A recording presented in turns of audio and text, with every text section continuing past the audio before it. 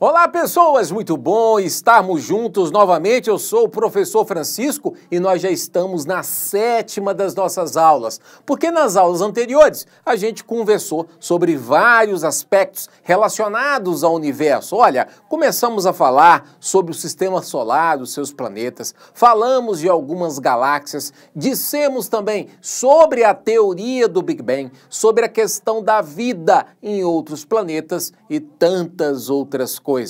É o momento agora de nós testarmos o nosso conhecimento. Por isso, eu preparei o seguinte material para vocês, dá uma olhada.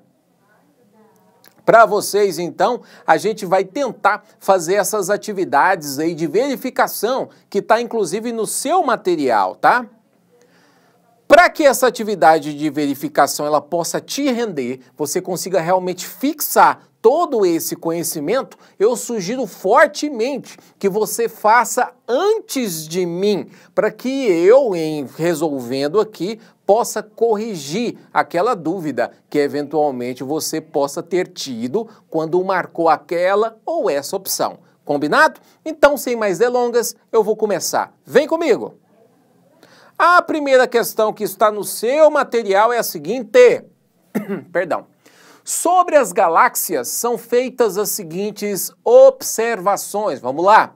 Primeira observação, galáxia é o nome dado ao grupo de planetas pelo Sol e de gases, ou seja, galáxia realmente será esse conjunto? Planetas, o Sol e os gases? Não, pessoal, isso daqui não é a definição correta para a gente poder falar de uma galáxia, tá? Existem muitos outros corpos celestes para que a gente possa definir e formar uma galáxia. Então essa daqui tá falsificada do Paraguai. Segundo, muitos registros das galáxias foram feitos pelo telescópio Hubble desde que ele entrou em operação em 1990, verdadeiríssimo, tá?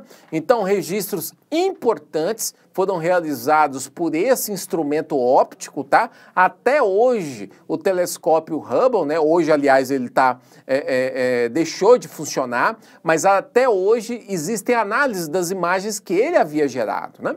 Terceira, as galáxias não possuem formas uniformes, pelo contrário, elas apresentam diversas morfologias, como as galáxias espirais, elípticas, irregulares e anãs, por exemplo. Verdadeiríssimo, tá? Então, realmente, a gente tem, às vezes, na cabeça, uma imagem de uma galáxia que, normalmente, ela está lá espiralada, não é? Entretanto, nem sempre a galáxia é apenas daquela forma espiral. Ela pode ser uma galáxia elíptica, né, irregular e anã, como está mencionando.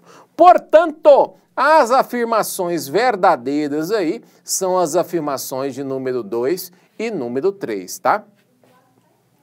Você vai se lembrar das nossas discussões de que o universo é formado por trilhões de galáxias e nós estamos situados em apenas uma delas, que é exatamente a famosa Via Láctea, onde está o Sistema Solar. Isso já dá uma noção muito boa para mim e para vocês, né, de qual o tamanho do universo. Ou melhor, a gente perde a noção, né? Porque se a Via Láctea já é violentamente grande, como nós a conhecemos, onde nós estamos, imagina se você somar esses trilhões de galáxias que nós já conseguimos observar com os nossos aparelhos. O universo é gigantesco. Próxima questão. A próxima questão de vocês é a 2 e diz assim: indique a alternativa que apresenta apenas, tá? Os planetas rochosos do Sistema Solar. Muito bem. O Sistema Solar é formado por 8 planetas. Os 4 primeiros são planetas rochosos. Estão mais quentes por estarem mais próximos do Sol. Os 4 últimos são os jovianos, que podem ser gasosos ou gigantes de gelo, tá? Então, para que a gente possa ter os planetas rochosos, você tem que lembrar Mercúrio, Vênus, Terra e Marte. São esses 4 rochosos. Vamos ver qual que é a opção. Vem comigo. A opção aqui de cara já é a letra A, olha lá, Mercúrio, Vênus, Terra e Marte ainda está na ordem, né? Tá corretíssimo, portanto esse aí, a segunda, é a letra A para mim, para vocês.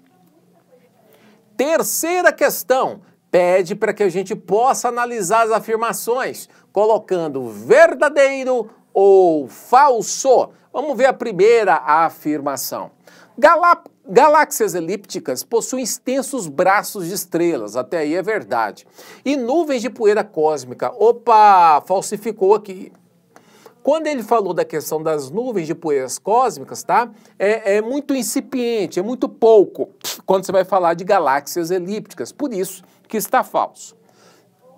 Perdão, voltando aqui.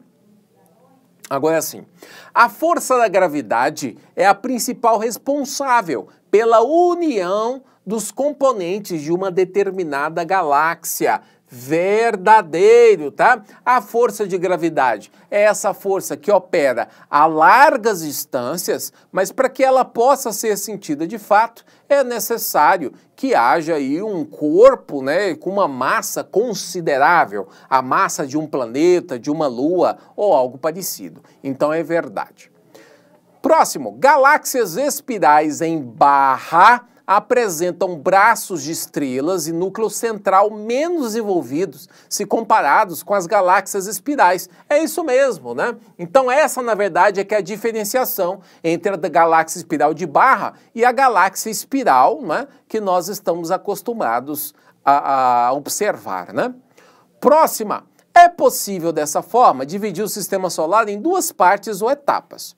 A primeira, mais quente, é composta pelos planetas rochosos, onde se encontra a Terra. A segunda, mais fria, é formado por planetas gigantes gasosos.